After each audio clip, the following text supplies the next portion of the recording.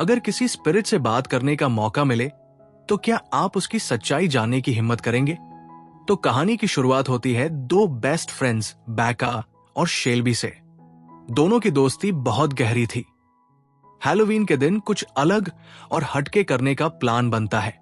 तभी बैका एक आइडिया देती है, क्यों ना एक स्पिरिट बॉक्स बनाया जाए जिससे आत्माओं से संपर्क किया जा सके। शेल्बी को यह आइडिया पहले कुछ खास पसंद नहीं आता, लेकिन तभी बैका उसे याद दिलाती है, शायद इसी बॉक्स की मदद से तुम अपनी मां से बात कर सको, जिनकी रहस्यमयी मौत हो चुकी थी। अपनी मां का नाम सुनते ही शेल्बी इमोशन हो जाती है और मान जाती है। फिर दोनों मिलकर एक स्पिरिट बॉक्स तैयार करते हैं जो देखने में बिल्कुल उईजा बोर्ड जैसा था। फिर खेल शुरू होता है। शुरुआत में दोनों इसे हल्के में ले रहे थे, लेकिन जैसे ही शेल्बी ने पहला सवाल पूछा, क्या यहां कोई आत्मा मौजूद है, तो अचानक पॉइंटर यस की तरफ मूव करने लगता है। यह देखकर दोनों डर जाते हैं। फिर शेल्बी पूछती है, तुम्हारा नाम क्या है? पॉइंटर धीरे धीरे मूव करता है और नाम बनता है एमिली। वही एमिली जो इनकी क्लासमेट थी और जिसने कुछ समय पहले सुसाइड कर लिया था। अब वो पूछते हैं, तुमने अपनी जान क्यों ली? पॉइंटर धीरे धीरे जवाब देता है, मर्डर। यानी एमिली कह रही थी कि उसने सुसाइड नहीं किया था, उसका मर्डर हुआ था। यह सुनकर दोनों की रूह कांप जाती है। ये बात तो आज तक किसी को नहीं पता थी। जब उन्होंने एमिली के कातिल का नाम पूछा तो अचानक सारी लाइट्स बंद हो जाती है और पॉइंटर रुक जाता है। एमिली एक और बार मिलने की बात करती है। अब दोनों एमिली की मौत के पीछे की सच्चाई जानने की कोशिश करते हैं। रिसर्च में पता चलता है कि एमिली की मौत एक लेक में कार डूबने से हुई थी। लेकिन शेल्बी को याद आता है, एमिली उसी की चीयर लीडिंग स्क्वाड में थी और वो उसे थोड़ा बहुत जानती भी थी। तभी अचानक शेल्बी के डैड, जो कि एक पुलिस ऑफिसर है, घर लौटते हैं और उसे स्विमिंग प्रैक्टिस पर जाने के लिए कहते हैं, क्योंकि उसका स्विमिंग कंपटीशन नजदीक आ रहा है। जब शेल्बी स्विमिंग कर रही होती है, उसे पानी में अजीब वाइब्स महसूस होती है, जैसे वहां कोई और भी मौजूद है। बहुत डरावना सीन होता है। बाहर आकर शेल्बी ये बात अपनी दोस्त बैका से शेयर करती है और तब बैका भी बताती है कि मेरे फोन पर भी अजीब मैसेजेस आ रहे हैं, सिर्फ रैंडम लेटर्स। इन्हीं सब बातों के बीच आता है मिस्टर ड्रेक, जो शेल्बी का स्विमिंग कोच है। बेक्का को ड्रेक बिल्कुल पसंद नहीं, क्योंकि वो उसकी असली नीयत जानती है। वो शेल्बी को वार्न करती है कि उससे दूर रहो, लेकिन शेल्बी उसकी बातों को नजरअंदाज कर देती है। इसके बाद दोनों फिर एमिली की आत्मा और उसके मैसेजेस को लेकर सोचने लगती है। एक ही सवाल उनके दिमाग में चल रहा होता है, आखिर एमिली चाहती क्या है? शेल्बी को लग रहा था कि एमिली की रूह उसके जरिए इंसाफ पाना चाहती है, लेकिन बैका को शक था कि एमिली किसी से अपना बदला लेना चाहती है। पर हकीकत क्या थी, ये सिर्फ एमिली ही जानती थी। इसलिए उन्होंने तय किया कि वो एक बार फिर एमिली से बात करने की कोशिश करेंगे। और इसी इरादे से रात के अंधेरे में वो दोनों पहुंचते हैं उस जगह पर जहां एमिली की कब्र बनाई गई थी। एमिली की कब्र उसी लेक के पास थी जहां उसकी रहस्यमयी मौत हुई थी। रास्ते में शेल्बी ने बैका को बताया कि जब एमिली की बॉडी को निकाला गया था, तब उसके डैड भी वहीं मौजूद थे और उन्होंने खुद देखा कि उसकी बॉडी की हालत बेहद डरावनी थी। उसकी आंखें गायब थी, जैसे किसी ने उन्हें जानबूझकर निकाल दिया हो। मरने से पहले एमिली ने कई लोगों को मैसेज भेजे थे, मैं अपनी जान लेने वाली हूं। लेकिन बैका का कहना था, क्या पता ये मैसेज किसी ने भेजे हो, क्या पता उसका मर्डर हुआ हो। अब वो दोनों एमिली के केस की तह तक जाने का फैसला करते हैं। तभी शेल्बी हाथ धोने के लिए झील के पास चली जाती है और तभी अचानक पानी से एक सड़ागला हाथ निकलता है और शेल्बी का हाथ जकड़ लेता है। शेल्बी की चीख निकल जाती है। वो झटके से अपना हाथ छुड़ाती है और घबरा कर भागती है। बैका भी उसके पीछे पीछे भागती है। उस रात वो एमिली से कोई संपर्क नहीं कर पाते, लेकिन अब एमिली का केस शेल्बी के जहन पर छा चुका था। सुबह होते ही वो अपने डैड के ऑफिस पहुंची और वहां से एमिली के केस की फाइल चुरा लाई। फाइल में लिखा था, एमिली के खून में बहुत ज्यादा मात्रा में नींद की गोलियां मिली थी। इतनी ज्यादा कि कोई भी देखकर कह सकता था, ये सुसाइड नहीं हो सकता, ये मर्डर है। अब सारा प्लान समझ में आने लगा। किसी ने पहले उसकी ड्रिंक में नींद की गोलियां मिलाई, फिर उसके फोन से खुदकुशी वाले मैसेज लोगों को भेजे ताकि सबको लगे कि एमिली ने खुद जान दी, और फिर उसके मर्डर को सुसाइड दिखाने के लिए उसी की घड़ी में टाइम सेट करके उसी लेक के पास उसे धक्का दे दिया गया। लेकिन शेल्बी के लिए यह सवाल अब भी बाकी था, इतनी सीधी बातें पुलिस को क्यों नहीं समझ आई? इसी बीच उनकी बातें स्विमिंग कोच सुन लेते हैं और बीच में टोकते हैं। उनके जाने के बाद बैका शेल्बी को एक राज बताती है। उन दिनों एक लड़का था, क्रिस्टिन। वो एमिली को काफी परेशान करता था। क्या पता वही उसका कातिल हो? इन सब बातों के बाद शेल्बी घर लौटती है और जैसे ही अंदर जाती है, देखती है कि उसके डैड आज जल्दी घर आ गए हैं क्योंकि उन्हें कहीं जाना था। जैसे ही वो फ्रेश होने के लिए अपने रूम में जाते हैं, शेल्बी चुपके से उनकी जैकेट से पुलिस कार की चाबी निकाल लेती है और कार के सिस्टम से क्रिस्टिन के घर का पता ढूंढ लेती है। अब वो क्रिस्टिन का पीछा करने की ठान चुकी थी, लेकिन कोई था जो नहीं चाहता था कि शेल्बी सच्चाई तक पहुंचे। जब वो अपनी स्विमिंग कोर्ट की ओर जा रही थी, तभी एक अजीब सा आदमी जो मास्क पहने हुए था उसका पीछा करने लगा। ऐसा लग रहा था कि वो उसे नुकसान पहुंचाना चाहता है। डर के मारे शेल्बी वॉशरूम में जाकर छुप गई। उसकी सांसें तेज चल रही थी। डर इतना था कि वो बोल भी नहीं पा रही थी। तभी वो आदमी वॉशरूम के दरवाजे के नीचे एक नोट सरकाता है, मुर्दों को तंग मत करो। इस एक लाइन ने शेल्बी को अंदर तक हिला दिया। डरी शेल्बी घर लौटी और तुरंत अपने डैड को सब कुछ बता दिया। उसने वो नोट भी दिखाया, मुर्दों को तंग मत करो। उसके डैड सख्त लहजे में पूछते हैं, कौन हो सकता है जो तुम्हें इस हद तक डरा रहा है? शेल्बी ने कहा, मुझे लगता है कि ये सब कुछ क्रिस्टिन का किया धरा है।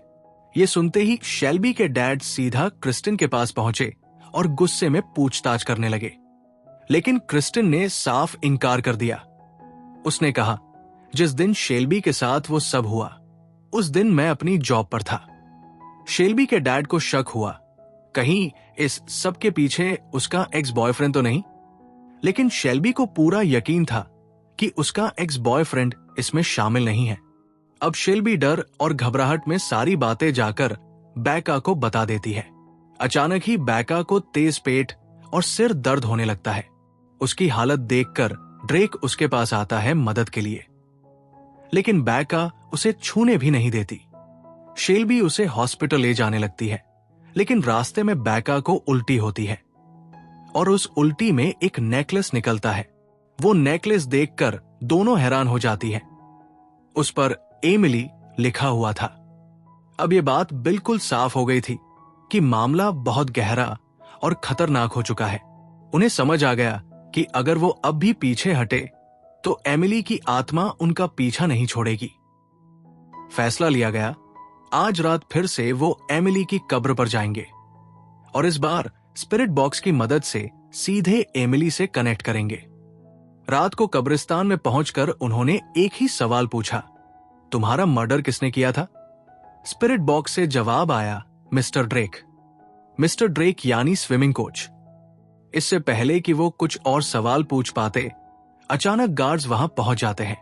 दोनों लड़कियां अपना स्पिरिट बॉक्स लेकर वहां से भाग जाती है।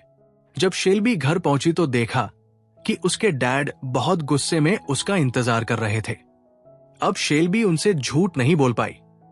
उसने सारा सच बता दिया कि वो एमिली के मर्डर की इन्वेस्टिगेशन कर रही है और कातिल कोई और नहीं बल्कि मिस्टर ड्रेक ही है। उसने बताया कि एमिली और मिस्टर ड्रेक का अफेयर चल रहा था।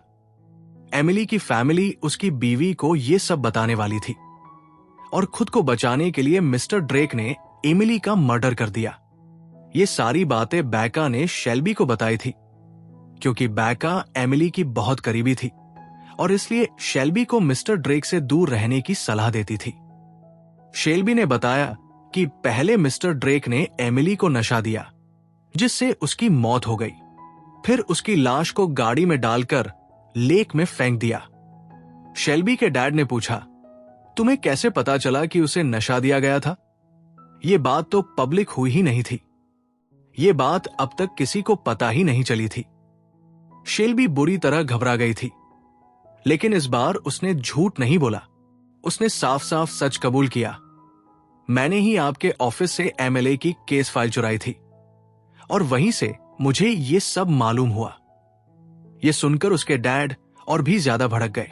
शेल्बी की बात सुनते ही उसके पापा का गुस्सा 7वें आसमान पर पहुंच गया, क्योंकि इस हरकत से ना सिर्फ उनकी नौकरी खतरे में पड़ गई थी, बल्कि एमिली के खिलाफ उठाया यह कदम उनकी पूरी जिंदगी पर भारी पड़ सकता था। शेल्बी की इस हरकत की वजह से उस पर पाबंदियों की बारिश हो गई। सजा के तौर पर शेल्बी पर कई तरह की सख्त पाबंदियां लगा दी गई। उसका फोन छीन लिया गया, इंटरनेट चलाना बंद कर दिया गया। अब उसे सिर्फ 2 ही चीजों की इजाजत थी, स्कूल जाना और स्विमिंग करना। अगले दिन जब वो स्विमिंग करने गई तो कुछ अजीब देखा। स्विमिंग पूल में उतरते ही उसकी नजर एक लॉकेट पर पड़ी जो पानी के अंदर डूब रहा था। जैसे ही वो उसे उठाने के लिए नीचे गई, अचानक पानी के अंदर से एक हाथ बाहर निकला। ये देखकर शेल्बी की चीख निकल गई और वो डर के मारे पूल से बाहर निकल आई। थोड़ी देर बाद जब वो बैका से मिली तो और चौंक गई। उसने देखा कि बैका के पैर पर एक गहरी चोट लगी थी। पूछने पर बैका ने बताया, मुझे भी किसी ने पूल के अंदर खींचने की कोशिश की थी। अब यह साफ था, दोनों के साथ एक जैसी डरावनी घटना हुई थी। धीरे धीरे शक यकीन में बदलने लगा। अब दोनों को यकीन हो चला था कि यह सब एमिली की आत्मा का ही किया धरा है, और अगर उन्होंने जल्दी उसका अधूरा काम पूरा नहीं किया तो एमिली उन्हें कुछ बड़ा नुकसान पहुंचा सकती है। इसी बीच एक बार फिर मिस्टर ड्रेक सामने आ खड़े हुए, जिनका चेहरा देखना भी अब शेल्बी नहीं चाहती थी। उसे पूरा यकीन था कि इस सब का असली जिम्मेदार मिस्टर ड्रेक ही है। इसलिए वो बैका से कहती है, तुम अपने डैड से मदद क्यों नहीं मांगती? लेकिन शेल्बी को अब यह साफ हो चुका था कि उसके डैड उसकी कोई मदद नहीं करने वाले। जो करना है उसे खुद ही करना होगा। वो कहती है, अगर मिस्टर ड्रेक को कातिल साबित करना है तो पक्के सबूत चाहिए होंगे, लेकिन वो सबूत आएंगे कहां से? तभी बैका मुस्कुराई और बोली, तू चिंता मत कर, मैं तुझे ड्रेक के घर का रास्ता भी दिखाऊंगी और सबूत भी दिलवाऊंगी। शेल्बी हैरानी से पूछती है, लेकिन तुम्हारे पास उस घर की चाबी कहां से आई? बैका ने राज खोला। ड्रेक और उसकी वाइफ दोनों सुबह सुबह काम पर चले जाते हैं और फिर उनकी मेड घर की सफाई करके चाबी दरवाजे के नीचे रख देती है। मैंने बस एक दिन वो चाबी उठाकर उसका प्रिंट लिया और फिर उसी की डुप्लीकेट बनवा ली। अब दोनों मिलकर एक पूरा प्लान बनाते हैं। प्लान के मुताबिक शेल्बी को अकेले घर के अंदर घुसना था और सबूत इकट्ठा करने थे। बैका को बाहर ही रहना था ताकि अगर कुछ गड़बड़ हो जाए तो वो मदद कर सके। उसने शेल्बी को एक टीजर डिवाइस भी दी। अगर ड्रेक आ गया और उसने तुझे नुकसान पहुंचाने की कोशिश की तो इस डिवाइस से तू खुद को बचा सकती है। शेल्बी हिम्मत जुटाकर ड्रेक के घर के अंदर घुसती है, लेकिन अंदर घुसते ही मोबाइल नेटवर्क गायब हो जाते हैं। अब उसका बैका से कोई कनेक्शन नहीं रहा। वो अंदर की चीजें देख रही होती है, तभी एक कोने में रखा मास्क उसकी नजर में आता है। वही मास्क जो उस रात उसे धमकाने वाला शख्स पहनकर आया था। ये देखकर शेल्बी के रोंगटे खड़े हो जाते हैं। उसके मन में डर बैठ जाता है, अगर ड्रेक यहां आ गया तो क्या पता वो मुझे भी मार डाले। वो सबूत खोजने लगती है। बेड के नीचे एक पुरानी डॉल पड़ी होती है जिसकी आंखें नहीं थी। ये देखकर उसके पैरों तले जमीन खिसक जाती है। थोड़ा और तलाशने पर उसे एक दराज में स्लीपिंग पिल्स की शीशी मिलती है। वो समझ जाती है ड्रेक ने जरूर एमिली को यही पिल्स देकर मार डाला था। अब उसके पास सबूत थे और बस निकलना बाकी था। लेकिन तभी बहुत देर हो चुकी थी। ड्रेक घर लौट चुका था और नेटवर्क न होने की वजह से बैका ये खबर शेल्बी तक पहुंचा ही नहीं पाई। घर में कुछ गिरने की आवाज हुई। शेल्बी ने खुद को छुपा लिया, लेकिन ड्रेक को शक हो गया, कोई है मेरे घर में। वो अब एक इलेक्ट्रिक नाइफ लेकर पूरे घर में घूमने लगता है, उस अनजान इंसान को ढूंढने जिसे उसने घर में घुसते हुए पकड़ लिया था। शायद वो बच जाती, लेकिन तभी बैका का फोन बज गया। फोन की आवाज सुनते ही ड्रेक ने शेल्बी को देख लिया। वो डर गई, लेकिन अगले ही पल उसने खुद को संभाला। वो ये सिचुएशन अपने काबू में लेना चाहती थी, इसलिए वो धीरे धीरे ड्रेक के करीब जाने लगी और मीठी मीठी बातों में उसे फंसाने लगी। शेल्बी बोली, मैं आपको बहुत पसंद करती हूं, मैं बस आपसे अकेले में मिलना चाहती थी, इसलिए ये सब किया। ड्रेक उसकी बातों में आ गया। वो भी अब उसके करीब आने लगा। जैसे ही उसने शेल्बी के चेहरे पर हाथ रखा, शेल्बी ने बिजली से भरा टीजर निकाला और सीधा उसकी गर्दन पर लगा दिया। ड्रेक बुरी तरह झटका खाकर पीछे गिरा और सीढ़ियों से लुढ़कता हुआ नीचे जा गिरा। गर्दन टूटने की वजह से वहीं पर उसकी मौत हो गई। अब हमें 1 महीने बाद की कहानी दिखाई जाती है। शेल्बी एमिली की कब्र पर उसे मिलने जाती है और उसे पता चलता है ये कब्र तो एमिली की थी ही नहीं, उसके ऊपर एमिली का नकली नेम प्लेट लगाया गया था। असली में ये किसी और की ग्रेव थी। ये देखकर शेल्बी पूरी तरह से कंफ्यूज हो गई। घबराते हुए उसने तुरंत बैका को कॉल किया। बैका ने बिना हिचकिचाए कहा, एमिली की ग्रेव कैसे हो सकती है? उसकी बॉडी को तो जलाया गया था। ये सुनते ही शेल्बी का दिमाग सुन्न हो गया। अगर बैका को यह बात पहले से पता थी तो उसने अब तक बताया क्यों नहीं? और यहीं पर बैका ने खोला एक चौंका देने वाला राज। उसने कहा, क्योंकि ये सब कुछ पहले से प्लान किया गया था और वो प्लान मेरा था। बैका ने बताया कि एमिली को मिस्टर ड्रेक ने नहीं, बल्कि उसी ने मारा था, और वजह भी उसने अब बताई। असल में बैका और मिस्टर ड्रेक के बीच अफेयर था। बैका मिस्टर ड्रेक से बेइंतहा मोहब्बत करती थी, लेकिन वक्त के साथ मिस्टर ड्रेक का झुकाव एमिली और उसके परिवार की तरफ बढ़ने लगा। वो फैमिली के बहुत करीब हो गए थे। एमिली बैका से हर मामले में बेहतर थी और यही बात बैका के दिल में जलन का जहर बनकर भर गई। इस जलन ने बैका को एक खतरनाक मोड़ पर ला खड़ा किया। उसने ठान लिया, एमिली को रास्ते से हटाना ही होगा। उसने एमिली की ड्रिंक में नींद की गोलियां मिलाई और फिर उसी के फोन से कई लोगों को मैसेज भेज दिए, मैं अब और नहीं जी सकती, मैं जा रही हूं। उसके बाद उसने एमिली को ड्रिंक पिलाई और खुद ही उसकी कार को झील में धक्का दे दिया। लेकिन कहानी यही नहीं रुकी। अब बैका के रास्ते में था मिस्टर ड्रेक, वही इंसान जो अब उसे धोखा दे रहा था। ड्रेक को मारने के लिए ही उसने ये पूरा जाल बुना और शेल्बी को मोहरा बनाया। स्विमिंग कोर्ट में जो कोई मास्क पहनकर शेल्बी को डराता था, वो और कोई नहीं, खुद बैका थी। शेल्बी अब पूरी तरह से सुन पड़ चुकी थी। ये सब सुनते ही उसका फोन कट हो गया, लेकिन फोन कट करने से पहले बैका ने यह भी कहा, ड्रेक के घर से जो भी सबूत मिले हैं वो सारे मैंने ही रखवाए थे ताकि सब मेरी कहानी पर यकीन कर ले। इसके बाद बैका ने अपनी कार स्टार्ट की और पार्किंग से निकलने ही वाली थी कि अचानक से पार्किंग का गेट अपने आप बंद हो गया। कार बंद हो गई, सारे दरवाजे लॉक हो गए।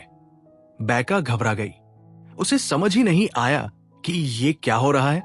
तभी उसकी कार के सामने आ खड़ी हुई एमिली की आत्मा, बदला लेने आई थी। बैका डर के मारे कांपने लगी। वो समझ चुकी थी आज उसका आखिरी दिन है।